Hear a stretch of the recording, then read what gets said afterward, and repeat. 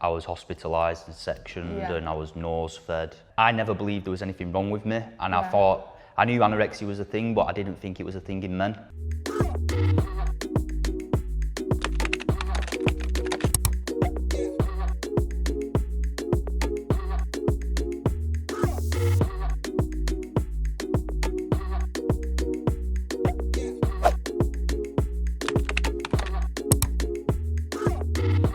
I thought you had to be like really skinny to have a problem with eating. More, it was like an obsession, a constant thing in my head. I couldn't make myself walk down the street because I was like, I'm gonna look in every single shop window at how I look. And I would see something completely different, I think, to what people tell you, to what I actually look like. Yeah. I let it go on for longer because I was kind of like, no, there's nothing wrong with me. You're complaining about nothing. You know, you're not dangerously ill. Similar, but like I did lose the drastic weight and I was hospitalised and sectioned and I was nose-fed. I never believed there was anything wrong with me, and I knew anorexia was a thing, but I didn't think it was a thing in men. Websites, it was all to do with recovery stories of women, books what had come out about recovery stories of women, and there was never really any men. And when I got hospitalised and into an inpatient unit, it was all women. Well, I was a bit of a chubby teen, and I lost weight. I think that's what kicked it off for me. All I had when people say to me, oh my God, you look so good. And I was also conscious, like, I'm 6'2". I am a really tall girl. As people always point out to me, like, I don't fucking know. But like, so I've always felt big, because I've always had like, oh, you're a big girl, aren't you? From when I was little. Losing that weight, I was like, okay, this is me, like, I'm a woman, I'm becoming womanly, like, look at me, I'm gonna be like really skinny and stuff. It's such a dangerous line between, you know, I lost the weight and then I just kept going.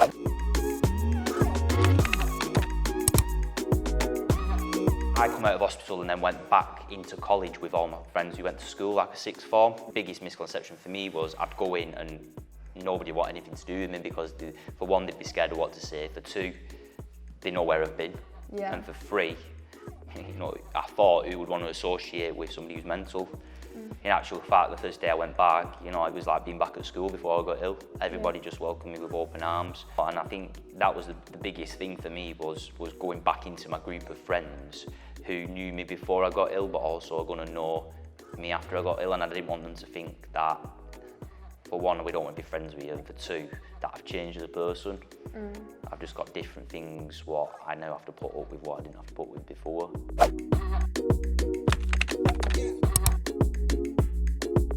The illness put a lot of strain on family relationships. Like, my sister was in her last year at uni. I was worrying that me being in hospital was going to put stress on her, then she's going to fail her degree, and then that'll be all my fault. My mum and dad were arguing because they were both worried and tensions got to them and they started clashing. I used to push them away and say, you'd be better off without me. I felt guilty that they were changing their life for me. My issues made me, when I was deep in like the throes of them, selfish. My schedule was unmovable, like I would get like pissed off at people, I was really hungry, so like I was a dick. I was kind of bitter. I'd go on social media and just look at pictures of people in their like bikinis and go, oh, this is, you know, I'd fucking hate them. My sister was very blunt, and I think that's what like helped me. Why have you just told me I'm looking well today? Like that means I look fat. And Amy was like, well actually Ben, because we're all fucking human. That's what humans say to humans when they know they've been ill.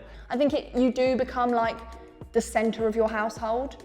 And you know, like my mum and dad definitely rowed about like my dad saying the wrong thing. And then actually he hadn't really said the wrong thing. I'd just taken it the wrong way. Do you know what I mean? Like you're kind of waiting for something to go wrong so the attention can be moved off you.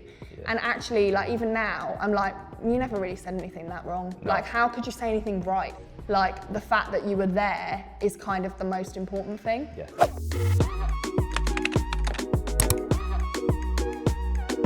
Your mental health is, to me, more of a priority than physical health. Same. If there is something going on in your head and you don't know what it is, just talk, because there's no harm in talking. Some days I thought I'm never going to get better, but in actual fact I am where I am now because I got the help. And at the time I didn't want the help, but there are still places you can go to. Speak to your mates, speak to a randomer on buzz. It's better to say something than nothing.